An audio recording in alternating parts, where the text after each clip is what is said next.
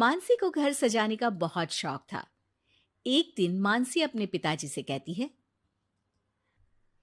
पापा, कल आते वक्त सड़क के किनारे लगे रंगीन गमले लेते आना। छत में छोटा सा गार्डन बनाऊंगी।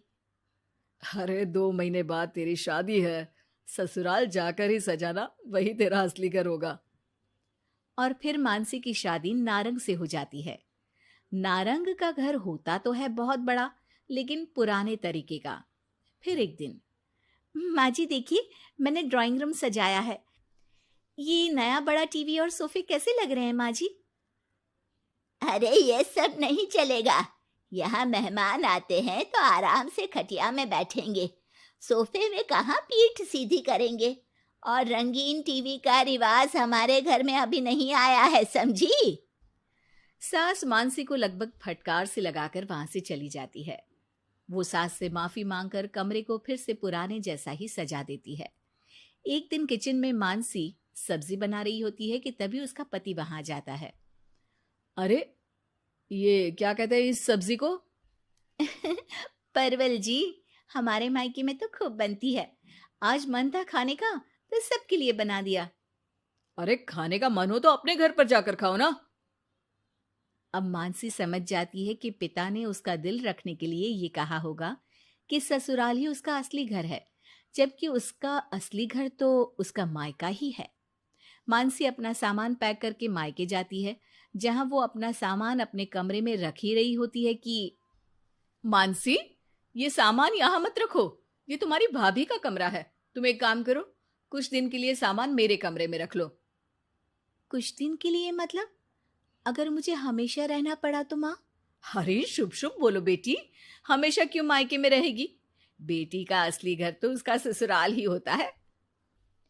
मानसी को माँ की बात समझ में नहीं आती कि आखिर कौन सा घर उसका है। वो इसी उधेड़-बुन में अपने कमरे में जाती है जो शादी से पहले उसका हुआ करता था। अलमारी खोलती है कि तभी पीछे से उसकी भाभी उसे टोक देती है। अरे दीदी, ये क्या? कुछ चाहिए था क्या? मुझे बोल देती।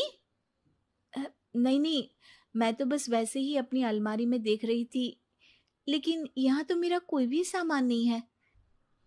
दीदी, अब ये अलमारी मेरी है। आपकी शादी के बाद कमरा और अलमारी दोनों ही मेरे हैं। अगर आपको यहाँ आना है मेरे कमरे में या अलमारी से कुछ चाहिए तो आप मेरी इजाजत ले लीजिएगा। मानसी को भाभी की बात बहुत बुरी लगती है। वो सीधे माँ के पास जाती है। माँ, वो तो मेरा कमरा था। हाँ बेटा था, लेकिन अब तो तेरी अलमारी तेरे ससुराल में है ना। हाँ, लेकिन वहां तो मैं अपने अनुसार कुछ भी नहीं कर सकती। हर बात पर सास से पूछना पड़ता है। उनके कहे अनुसार ही घर पर रहना पड़ता है। और अब यहाँ भी तुमसे और माँ से पूछना पड़ता है। तो फिर मेरा घर कौन सा है माँ? तभी वहां मानसी की भाभी आ जाती है और वो बहुत ही समझदार महिला होती है। अरे ये तो बहुत सरल है मानसी। तुम ससुराल जाओ और कुछ महीनों तक मेरे कहे अनुसार चलो। इस सवाल का जवाब तुम्हें खुद ही मिल जाएगा। भाभी उसके कान में कुछ बातें कहती हैं, जिसे सुनकर मानसी अपने ससुराल चली जाती है।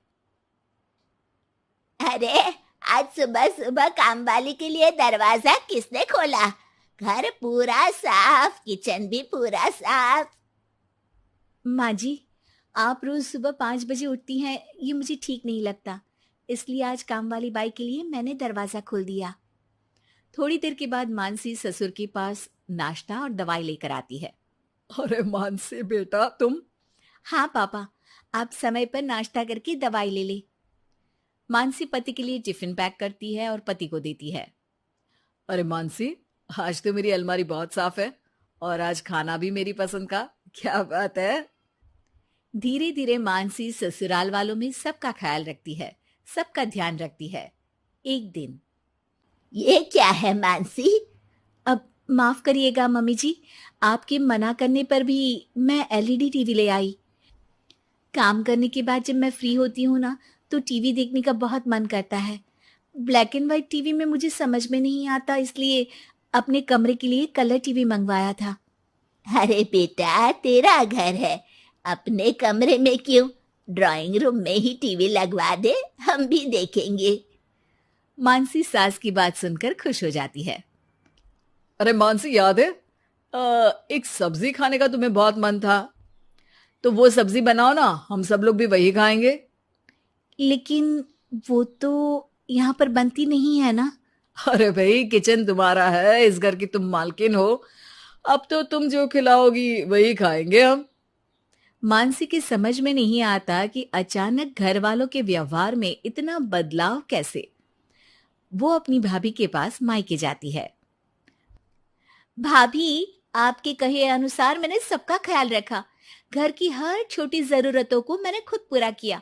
और अब तो घर का हर सदस्य मुझे ही घर की मालकिन मानता है। लेकिन ये क्या फॉर्मूला थी भाभी, समझी नहीं मैं। देखो मानसी, घर किसी एक का नहीं बल्कि पूरे परिवार का होता है।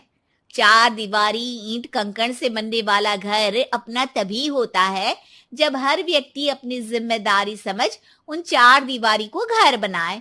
और ये तभी मुमकिन होगा जब आप खुद उस घर को अपना मान कर रहें जहां आप रहते हैं। मैं समझ गई भाभी। लड़ाई झगड़ा चालाकी से कोई भी घर अपना नहीं हो सकता, फिर चाहे वो औरत का ससुराल हो या फिर मायका।